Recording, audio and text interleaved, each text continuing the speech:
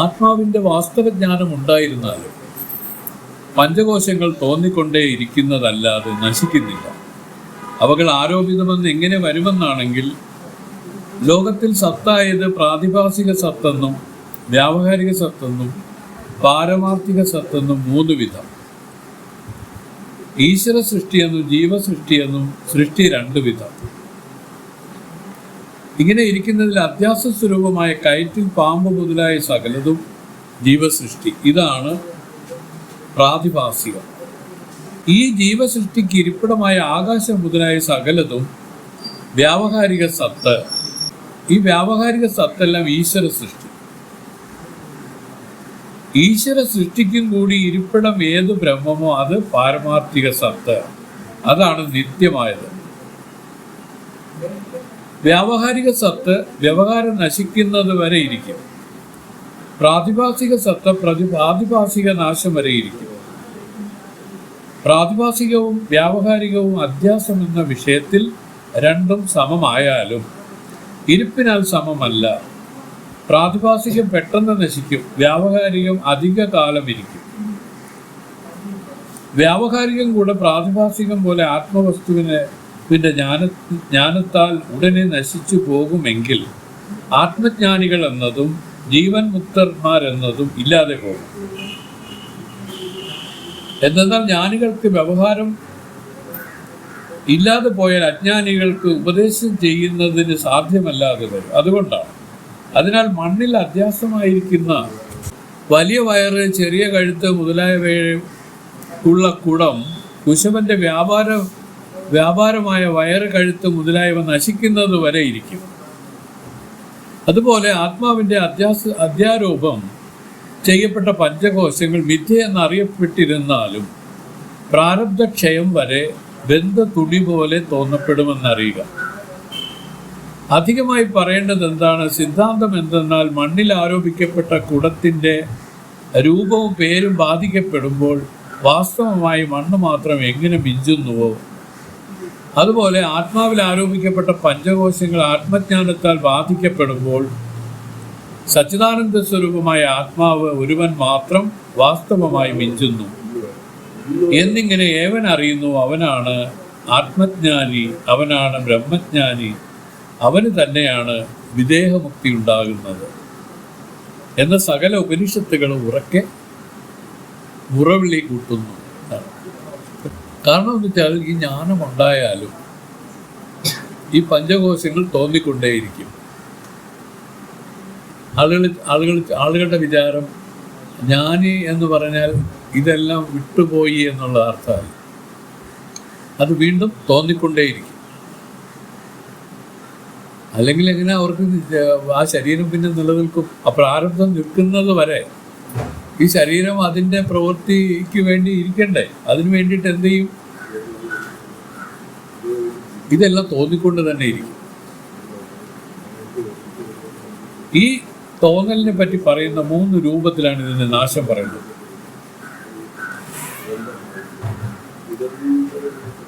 അതായത്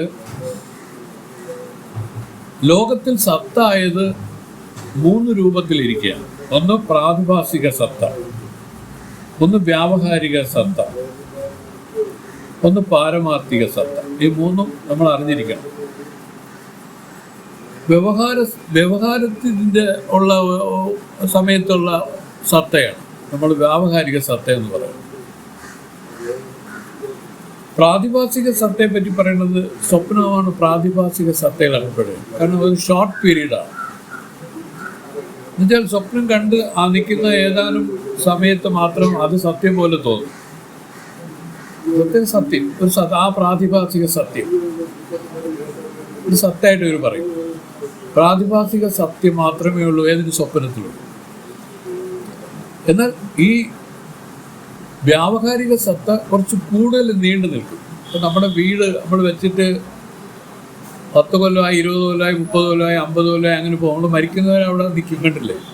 ഇതാണ് വ്യാവഹാരിക സത്യമാണ്. അതിന് ആ വ്യാവഹാരിക സത്യത്വം മാത്രമേ അതിനുള്ളൂ എന്ന് വിചാരിച്ചാൽ അത് പാരമാർത്ഥിക അല്ല.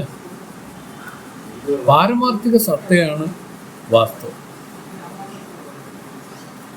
കാരണം ഇത് രണ്ടും ഈ പറഞ്ഞ അധ്യാരോപം ചെയ്തിരിക്കുന്നത്. ഈ ജാഗ്രകാലത്തിലുള്ള സത്തയാണ് നമ്മൾ വ്യാവഹാരികമായിട്ട് പറഞ്ഞത്. വ്യാവഹാരിക സത്തയ്ക്ക് കുറച്ച് എക്സ്റ്റൻഷൻ കൂടുതലാണ്. എന്നാൽ അവർ പറയുന്ന വലിയ വലിയ മഹത്വത്തിൽ പറയുന്നത് സ്വപ്നം, ഈ ജാഗ്രവും സ്വപ്നം തന്നെയാണ്. അവർ പറയുന്നത് ദീർഘസ്വപ്നം എന്ന് പറയും. ദീർഘസ്വപ്നം എന്ന് വെച്ചാൽ കുറച്ച് കൂടുതൽ നാള് നിലനിൽക്കുന്നതാണ് ഈ സ്വപ്നം. മറ്റേ അങ്ങനെയുള്ള ഷോർട്ട് സ്വപ്നങ്ങളാണ്. അതിൻ്റെ രാത്രി ഒരു പുലി ഇങ്ങനെ ഓടി വന്ന് കടിക്കാൻ വന്നു, അത് നിലവിളിച്ചു, ഓടി, പിന്നെ കാലിൽ കടിച്ചു, അത് മുറിഞ്ഞു, ഒരു വൈദ്യരെ പോയി കണ്ടു, ആ വൈദ്യൻ അതിനെ ചികിത്സിച്ചു. അപ്പോൾ പൈസ ചോദിച്ചപ്പോൾ കയ്യിൽ പൈസ ഇല്ലായിരുന്നു. അപ്പോൾ അയാൾ വഴക്ക് പറഞ്ഞു. ഇതെല്ലാം നമ്മൾ കണ്ടു. ആ സമയത്ത് സത്യമാണ്. ആ സമയത്ത് എല്ലാ വിധത്തിലും പരമാർത്ഥമായ കാര്യമാണ് സ്വപ്നം കാണുന്ന സമയത്തെ. പക്ഷേ ഉണർന്നുപോയി. ഉണർന്ന ഉടനെ തന്നെ മനസ്സിലായി, അയ്യോ അത് വെറുതെ സ്വപ്നം കണ്ടതാണെന്ന് മനസ്സിലായി, അല്ലേ? മഹത്തുക്കൾ പറയുന്നു, ഇതും ഒരു ദീർഘ സ്വപ്നമാണ്. ഏത് ഇപ്പം ഈ ഇരിക്കുന്ന ഇതാണ് വ്യാവഹാരിക സത്ത. ഇതും പാരമാർത്ഥികല്ലെന്നർത്ഥം. പരമാർത്ഥ സത്തയാണ് നമ്മൾ സത്യമായിട്ട് അംഗീകരിച്ചിരിക്കുന്നത്. ബാക്കിയെല്ലാം ഈ പറഞ്ഞ കണക്ക് ഒന്ന് ദീർഘകാലം നിൽക്കും, ഒന്ന് കുറച്ചു കാലം നിൽക്കും. ഇന്നുള്ള വ്യത്യാസത്തിൽ മാത്രം ആ സത്യം നിലനിൽക്കും. അത് കഴിഞ്ഞാൽ ആ സത്യം മിഥ്യയായിപ്പോകും. അങ്ങനെ പറയുന്നു. ജീവസൃഷ്ടി, ഈശ്വര സൃഷ്ടിയെന്നും ജീവസൃഷ്ടിയെന്നും സൃഷ്ടി രണ്ട് വിധം. ഇങ്ങനെ ഇരിക്കുന്നതിൽ അധ്യാസസ്വരൂപമായ കയറ്റിൽ പാമ്പ് മുതലായ സകലതും ജീവസൃഷ്ടി. ഇതാണ് പ്രാതിഭാസികം. ഈ ജീവസൃഷ്ടിക്ക് ഇരിപ്പിടമായ ആകാശം മുതലായ സകലതും വ്യാവഹാരിക സത്ത. ഇതാണ് വ്യാവഹാരിക സത്ത. മറ്റേത് പ്രാതിഭാസിക സത്ത. ആ വ്യാവഹാരിക സത്തെല്ലാം ഈശ്വര സൃഷ്ടി. ഈശ്വര സൃഷ്ടിയിലാണ് നമ്മൾ വ്യാവഹാരിക സത്ത. ഈ ജീവേശ്വരന്മാർ രണ്ടും ബ്രഹ്മത്തിൽ ഉപാധിയാൽ വന്നതാണ്. ബ്രഹ്മം എന്ന് വെച്ചാൽ പാരമാർത്ഥികം. ആ പരമാർത്ഥത്തിൽ ആ ഉപാധിയിൽ ചേർന്ന് വന്നിരിക്കുന്നതിനെയാണ് ജീവനായിട്ടും ഈശ്വരനായിട്ടും പറഞ്ഞിരിക്കുന്നത്. ഇത് രണ്ടും വാസ്തവമല്ല. ഈശ്വരന് വാസ്തവമല്ലെന്നാണ് ഇപ്പോൾ പറഞ്ഞത്. അതുകൊണ്ട് ഈശ്വര സൃഷ്ടിയാണ് ഈ പറയുന്ന ആകാശാദി പ്രപഞ്ചം. ഈശ്വര സൃഷ്ടിയാണ്. ഇതെന്തിനു വേണ്ടിയാണ് ഈശ്വര സൃഷ്ടിച്ചതെന്ന് നമ്മൾ പറഞ്ഞു തന്നു നേരത്തെ. ജീവന്മാരെ മോക്ഷമടയിപ്പിക്കാനായിട്ട് ഈശ്വരൻ ഈ സൃഷ്ടി ചെയ്തിരിക്കുകയാണ്. സൃഷ്ടി എന്ന് വെച്ചാൽ ഇതിലൊരു തോറ്റം, ഒന്നിനും ഇങ്ങനെ കാണിച്ചു കൊടുത്തിരിക്കുകയാണ്. മായാ സൃഷ്ടിയാണ്. ഇതൊരു മായാ സൃഷ്ടി എന്ന് പറയുന്നത്. മായ എന്ന് വെച്ചാൽ അർത്ഥം എന്താണ്? വാസ്തവമല്ലെന്നാണ് അർത്ഥം. എന്തിനാണ്? ജീവന്മാരെല്ലാം സുഷുപ്തി കിടക്കയായിരുന്നു പോലും, ഉറങ്ങിക്കിടക്കയായിരുന്നു. ഇവരെ ഉണർത്തിയതാണ്, ഈശ്വരൻ ഉണർത്തിയതാണ്. ഈ സൃഷ്ടി എന്ന് പറഞ്ഞാൽ ഈശ്വരൻ ഈ ജീവികളെ ഉണർത്തിയിരിക്കുന്നതിനെയാണ് പറയുന്നത്. എങ്ങനെയാണ് ഉണർത്തിയിരിക്കുന്ന? പാരമാർത്ഥത്തെ കാണിച്ചല്ല. ഇങ്ങനെ ഒരു മായാ പ്രപഞ്ചത്തെ സൃഷ്ടി ചെയ്തു ഈശ്വരൻ. അപ്പോഴെല്ലാവരും ഉണർന്ന് ഇതിനെ നോക്കി. അപ്പോൾ ഇതിലൊരു കൗതുകം കൊണ്ട്, ഇതിനോട് ഇഷ്ടം കൊണ്ട്, ഇതിനെ കാണണമെന്നും ഇതിന് കിട്ടണമെന്നും ഒക്കെ ഉള്ള ആഗ്രഹം കൊണ്ട് ഇതിൽ പ്രവൃത്തി ഉണ്ടായില്ലേ? യഥാർത്ഥത്തിൽ പ്രവൃത്തി അങ്ങനെയാണ് ഉണ്ടായത്. പക്ഷെ എത്ര കിട്ടിയാലും എത്ര കണ്ടാലും ഒരിക്കലും ഒരു സാറ്റിസ്ഫാക്ഷൻ ഇതിൽ വരുന്നില്ല. ഉണ്ടോ? അങ്ങനെയില്ല, അതില്ല. എന്തിനാണ് ഇങ്ങനെ ഒരു സൃഷ്ടി ചെയ്തിട്ട് ഈശ്വരൻ എല്ലാ ജീവന്മാരെയും ഉണർത്തി നിർത്തി ജ്ഞാനോപദേശം ചെയ്യാൻ പോവുകയുള്ളൂ? അതിനാണ് ഇത് ഉണർത്തി നിർത്തി. ജ്ഞാനോപദേശം എന്ന് പറയുന്നത് എന്താണ്? ആദ്യം ഇതിൻ്റെ ഒരു ഭാഗം വിവേകമാണ്. ഇതിലൊന്നും പരമാർത്ഥമല്ല. ഇതിൽ എന്താ പറയും? ഇതിനെല്ലാത്തിനും ഉണ്ടാവലും നശിക്കലും തുടങ്ങിയ രൂപത്തിൽ ഇതിനെല്ലാം ഉദയവും അസ്തമയവും എല്ലാം ഉണ്ട്. മനസ്സിലായില്ലേ? ഇതൊന്നും പരമാർത്ഥമല്ല എന്നുള്ളതാണ് ആദ്യം നമ്മൾ പറഞ്ഞ് മനസ്സിലാക്കുന്നത്. ഇത് ആർക്കാണ് പറഞ്ഞ് മനസ്സിലാക്കുന്നതോട് കൂടെ പറഞ്ഞാൽ ശരിയാവുള്ളൂ.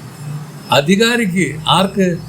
ആരാൾക്കാണോ മുക്തിദാഹമുള്ളത്, മുക്തി ആർക്കാണോ ആവശ്യം, അവരെയാണ് അധികാരികളെന്ന് പറയുന്നത്. ഇനി പോട്ടെ, നമുക്കൊക്കെ അത് ഇല്ലെങ്കിൽ ഏതെങ്കിലും ഒരു കാലത്ത് വരാതെ ഇതിലൊരു രക്ഷയില്ല. വേദം പറയുന്നത് നിങ്ങളെല്ലാവരും ഒന്നും മുക്തിയിടാനൊന്നും പറയുന്നില്ല. അധികാരങ്ങൾ, ഓരോരുത്തരുടെ അധികാരം അനുസരിച്ച് അവരിതിലേക്ക് വരും. ആ വരുന്നവർക്ക് ഇത് കൊടുക്കണം. ഇത് കൊടുത്തു കഴിഞ്ഞാൽ അവർക്കിത് ഉപയോഗപ്പെടും. അങ്ങനെയാണ്. അപ്പോൾ ഇതാണ് വിചാര പദ്ധതിയുടെ ഒരു ഭാഗമാണിത്. അതായത് എല്ലാ ജീവന്മാരും സുഷുപ്തിയിൽ മാണ്ട് കിടക്കുകയായിരുന്നു. പക്ഷേ ഇതിനെ ഉണർത്താൻ ഭഗവാൻ ചെയ്ത പണിയെന്ന് വെച്ചാൽ തനുകരണങ്ങൾ കൊടുത്ത് സൃഷ്ടി ചെയ്തിരിക്കുകയാണ്. ഈശ്വരൻ്റെ തനുകരണങ്ങൾ കൊടുത്താണ് ഈ സൃഷ്ടി ചെയ്തിരിക്കുന്നത്. പഞ്ചഭൂതമയമായിരിക്കുന്നത് ഈശ്വരൻ്റെ തനുകരണങ്ങളാണ്. വാസ്തവത്തിൽ ഇതെല്ലാം സർവത്ര ഈശ്വരമയമാണ്. ഈശ്വര സൃഷ്ടി ഈശ്വരനല്ല വേറെ ആരെങ്കിലും. നമ്മൾ മണ്ണിലുണ്ടാക്കുന്ന കുടം മണ്ണല്ലാതെ വേറെ എന്തെങ്കിലും ആണോ?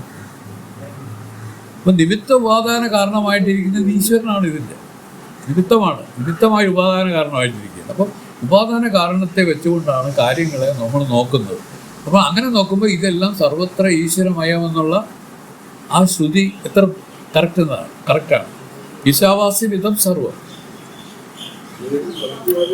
എന്തിനാണ് ഈശ്വര ഈ സൃഷ്ടി ചെയ്തത്? അതാണ് ഇവിടെ പ്രധാനം. എല്ലാവരും മറന്നുപോയതാണ്. ഈ ജീവന്മാരെ ഉണർത്താൻ എന്തിനാണ് ജ്ഞാനോപദേശം ചെയ്തതിനെയൊക്കെ ഉണർത്താൻ ഇത് സൃഷ്ടി ചെയ്തത്. ഇതാണ് നമ്മളെ വിചാരപത്തിയിൽ ആദ്യം പറയും. ഉറങ്ങിക്കിടക്കുന്ന ജീവന്മാരെയെല്ലാം ഈശ്വരൻ തനുകരണങ്ങൾ കൊടുത്ത് മായാസൃഷ്ടി ചെയ്ത് ഉണർത്തിയിരിക്കുന്നു. പക്ഷേ ഉണർത്തിയതിന് ശേഷം ഈശ്വരൻ ജ്ഞാനോപദേശം ചെയ്യാനാണ് ആഗ്രഹിച്ച് ഇതിൻ്റെ പുറകെ നിൽക്കുന്നതെങ്കിലും ജീവന്മാർ കൂട്ടാക്കുന്നില്ല. അവർ അതിൻ്റെ കൗതുകത്തിൽ തന്നെ എപ്പോഴും അവരുടെ മനസ്സിനെ വെച്ച് അവരിങ്ങനെ സന്തോഷിക്കുകയും ദുഃഖിക്കുകയും ചെയ്തുകൊണ്ട് ഇതിൻ്റെ പുറകെ നിൽക്കുകയാണ്. അതിൽ സത്യബുദ്ധി വെച്ച് പെരുമാറുകയാണ്. ഇതുകൊണ്ട് എന്തോ പറ്റി? ഉണരുകയല്ല ചെയ്ത് അവർ കൂടുതൽ ഉറങ്ങുകയാണ് ചെയ്തതെന്ന് പിന്നീട് ഭഗവാൻ കണ്ടുപിടിച്ച്. രക്ഷയില്ല, ഇവർ ഉറങ്ങുകയാണ്. കാരണം വീണ്ടും അതിൽ മയങ്ങുകയാണ്. അതിൻ്റെ ഭംഗിയിൽ മയങ്ങി, അതിൻ്റെ ഈ പറയുന്ന ഇതിലെല്ലാം മയങ്ങുകയാണ് ചെയ്യുന്നത്. ഈ മയക്കത്തിൽ നിന്ന് രക്ഷപ്പെടുത്താൻ പിന്നെ എന്ത് ചെയ്തു? അദ്ദേഹം ശ്രുതിശാസ്ത്രങ്ങൾ എഴുതി, എന്നിട്ട് അത് അവർക്ക് ഉപദേശിക്കാൻ തുടങ്ങി. അപ്പോൾ അതിലൂടെയെങ്കിലും ഈ ഉണർവ് പൂർണ്ണമാവട്ടെ. ഉണർവ് എന്ന് വെച്ചാൽ അർത്ഥം ആത്മസാക്ഷാത്കാരത്തിൻ്റെ വേറൊരു പേരാണ്. അവൻ ഉണർന്നു എന്ന് വെച്ചാൽ അർത്ഥം എന്തിനാണ്? ആത്മസാക്ഷാത്കാരം കിട്ടിയെന്നാണ് അർത്ഥം.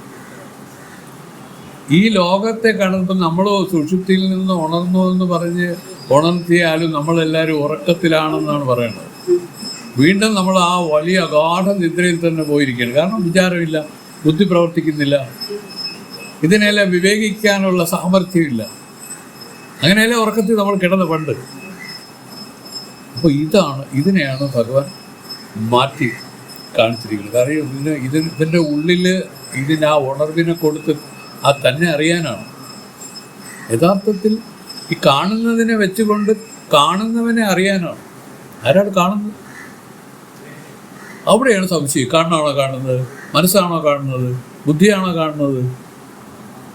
പറയാം. ഇതെല്ലാം കേവലം ഉപാധികൾ മാത്രമാണ്. കാണുന്നത് ആരാണ്? ആ ആളിനെ തേടാൻ വേണ്ടിയിട്ടുള്ള ഒരു ഉപായമായിട്ട് ഭഗവാൻ ചമച്ചതാണ് പോലും ഈ പ്രപഞ്ചം. അതിനെ ആളുകൾ അന്ധമായിട്ട്, നമ്മൾ ഈ കൾച്ചർ വേറെ ഒന്നിലും ഒരിടത്തും ഇല്ല. പ്രാകൃതമായിട്ടുള്ള ഒരു ജീവിത രീതിയാണ് എല്ലാവർക്കും. ഇതങ്ങനെയല്ല. ചിട്ടയോടുകൂടി സത്യമായിട്ട് ജീവിച്ച് സത്യം തന്നെ സമസ്ത മംഗളകരം, സത്യം സമസ്തോപമം, സത്യം വാക്കത്തിലും പ്രവൃത്തിയതിലും ചിത്തത്തിലും സന്തതം സിദ്ധിക്കാൻ വരമേകണേ ഗുരുവിഭോ പ്രീത്യാ പരബ്രഹ്മം. എങ്കിലും പാടില്ലേ? ഒരു സത്യമാണ്. സത്യത്തിൽ ആ ജീവിതചര്യ മുഴുവനും ആ സത്യത്തിൽ അധിഷ്ഠിതമായി അങ്ങനെ നിൽക്കണം. കാരണം നമുക്ക് നേടാനായിട്ട് വേറെ ഒരു ചുക്കുമില്ല ഈ ലോകത്ത്. നേടാനായിട്ട് ഒരേ ഒരു കാര്യമേ ഉള്ളൂ. എന്താണ്? നമ്മുടെ യഥാർത്ഥ സ്വരൂപത്തെ വിസ്മരണയിലാണ്. നമ്മളെ ഓർമ്മിക്കുന്നില്ല. നമ്മളെല്ലാം ആത്മസ്വരൂപങ്ങളാണ്, ബ്രഹ്മസ്വരൂപങ്ങളാണ്. അതിനെ ഒന്ന് റെക്കഗ്നൈസ് ചെയ്യാനാണ് വേദം നമുക്ക് ഇത് ചെയ്തിരിക്കുന്നത്. ഒന്ന് ഓർമ്മിപ്പിക്കുകയാണ്. ഇതിനെല്ലാം വീണ്ടും വീണ്ടും ഒന്ന് ഓർമ്മിപ്പിക്കുകയാണ്. ഇവിടെ കൈവല്യത്തിലൊരു പദ്യം പറയണം, മനയ്ക്കുൾ വൈത്ത പണ്ടങ്ങളെ മറന്നവൻ വരുടം 100 എഴുതാലും നിനയ്ത്തുണർന്ന പിൻ കിട്ടും ഇപ്പടി നിർമ്മല ആത്മാവും അനർത്ഥமான തൻ മറതിയൊക്കെടുത്ത് തൻ അറിവിനാൽ കാണാമൽ കനത്ത കർമ്മങ്ങൾ 100 യുഗം ചെയ്യലും കാണുമോ കാണാം. കാരണം നമ്മൾ ഒരു വീട്ടിനകത്ത് മനയ്ക്കുള്ള ഒരു പണ്ടം വെച്ച് മറന്നുപോയേ ഉള്ളൂ, ഇല്ലാതെ പോയിട്ടില്ല. അത് എങ്ങനെയാണ്? വരുടം 100 എഴുതാലും ഇതിനു വേണ്ടി, ഇതിൻ്റെ ലബ്ധിക്ക് വേണ്ടി ഒരാൾ എത്ര തന്നെ കരഞ്ഞാലും, ഏതെല്ലാം കോവിലിൽ പോയി ഈ പറഞ്ഞ ഉരുൾ പ്രദക്ഷിണം ചെയ്താലും, എന്ത് ചെയ്താലും ഇത് കിട്ടൂലെന്ന്. പിന്നെ എന്ത് വേണം? നിനയ്ത്തുണർന്ന പിൻ കിട്ടും. അത് ആലോചിക്കണം. ഞാൻ ഇന്നലെ അവിടുന്ന് കുളിച്ചിട്ട് ഇങ്ങോട്ട് കയറിയതിന് ശേഷം നമ്മൾ അങ്ങനെ ചെയ്തു, ഇങ്ങനെ ചെയ്തു, അപ്പോൾ ഇങ്ങനെ ഓടിപ്പോയി ആ സാധനം എടുക്കും. നിനയ്ത്തുണർന്ന പിൻ കിട്ടും. വാസ്തവത്തിൽ ഈ വിചാരം ഇതിൽ ഇല്ലാതായിപ്പോയി. ഇതാണ് നമുക്ക് പറ്റിയ കുറ്റം. ഇതിനെ പുനഃസ്ഥാപിക്കാൻ വേദം ശ്രമിച്ചിരിക്കുക. അപ്പം പുനഃസ്ഥാപിക്കാൻ ശ്രമിച്ചപ്പോൾ ആദ്യം ചെയ്തത് നമ്മളെല്ലാവരെയും ഉണർത്തി ഇങ്ങനെ നോക്കി, ഇങ്ങനെ എല്ലാത്തിലും കൗതുകത്തോട് നോക്കുന്നവരായി മാറി നമ്മൾ. പക്ഷെ അതുകൊണ്ടായില്ലല്ലോ. ഇതിനെ വെച്ചുകൊണ്ട് തന്നെ അറിയണം. ജഡത്തെ വെച്ചുകൊണ്ട് ചൈതന്യത്തെ അറിയണം.